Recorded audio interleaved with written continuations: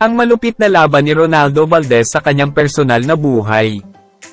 Magandang araw sa inyong lahat.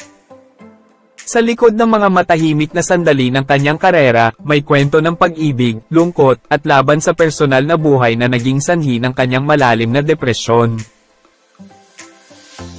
Si Ronaldo Valdez, ang sikat na aktor na pumanaw noong isang linggo ng hapon, ay naging biktima ng malupit na depresyon pagkatapos ng operasyon sa kanyang prostate cancer noong Disyembre ng 2022. Ngunit mas higit pa sa pisikal na sakit na kanyang nararanasan, ayon sa kanyang kaibigan na si Boots Ansen Rodrigo, ang pagkabigo ni Valdez na may salba ang kanyang pagsasama sa kanyang asawa ang naging pangunahing dahilan ng kanyang paglubog sa matindi at malalim na lungkot. Si Boots Ansen Rodrigo, isang kaibigan at kasamahan ni Valdez sa industriya mula pa noong dekada 1970, ang nagbahagi ng kanyang mga karanasan sa paggawa ng huling pelikula kasama si Valdez, ang Ikaw at Ako.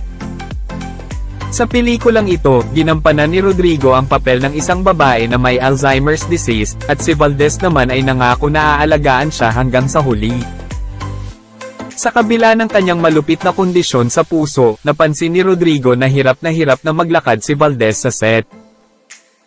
Gumagamit ito ng walking cane at kailangan ng tulong para makalakad.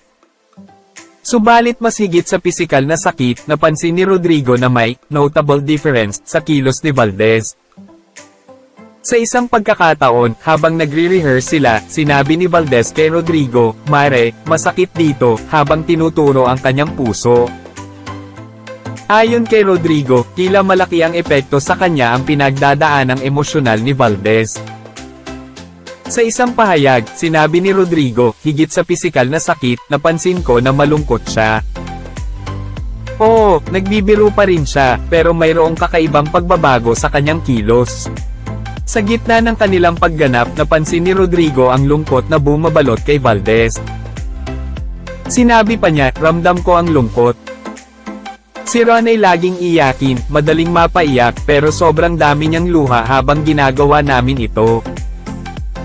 Ang pelikula, na ipinalabas ng Viva Entertainment, ay umere simula ika-6 ng Disyembre at ipinapakita sa mga sinehan sa buong bansa. Ayon kay Rodrigo, ang pelikula at ang mga temang itinatampok nito, tulad ng kalusugan ng isipan at Alzheimer's disease, ay tila nag-foreshadow ng tunay na problema sa kalusugan ng isipan ni Valdez. Kahit bago pa ang premiere, sinasabi ko na sa aming direktor na mag-organize ng screenings at kumonsulta sa Mental Health Association o Department of Health, pahayag ni Rodrigo. Ngayon, meron na silang dalawang anggulo, isa tungkol sa karakter ko na hinarap ang Alzheimer's at ang tunay na kwento ni Ron kung saan ang depresyon ay naglaro ng napakalaking papel at sa huli ay nagdulot sa kanyang kamatayan. Ibinahagi ni Rodrigo ang ilang nakakatuwang mga karanasan na ibinahagi nila ni Valdez sa mga nagdaang taon, karamihan sa mga ito ay naganap habang nasa set ng kanilang mga pelikula. Sa isa sa mga eksena ng Tatlong Kasalanan noong dekada 1970, habang nagluluksa si Rodrigo sa pagkamatay ng karakter ni Valdez na nakahiga sa kabaong, biglang tumayo si Valdez mula sa kanyang kabaong. Isipin mo kung gaano kahirap para sa akin na pigilin ang tawa. Sa isa pang pelikula, Ang Pag-ibig Ko'y Huwag Mong Sukatin, isang muling pambibiro ang ginawa ni Valdez kay Rodrigo. Ginagawa namin ang isang malungkot na eksena. Ang kamera ay nasa akin at siya ay nasa over-the-shoulder shot. Gumagawa siya ng nakakatawang mukha habang ako'y umiiyak. Ang huli ay nang ginagawa ang pelikulang May Minamahal, kung saan kasama rin si Aga Mulak at Aiko Melendez. Nakaupo kami sa isang mesa na nagpaplano para sa kasal ng dalawa. Ako ang ina ni Aiko at siya ang ama ni Aga. Sa eksena, dapat ay banggitin ni Ron ang Folk Arts Theater. Okay na sana siya sa rehearsals, pero sa take, sinabi niya, Folks Art Theater. Kinailangan naming lahat ng aming disiplina at profesionalismo para hindi matawa at sirain ang take. Pagkatapos, tumawa ng malakas ang lahat, ani Rodrigo. Laging ganoon si Ron.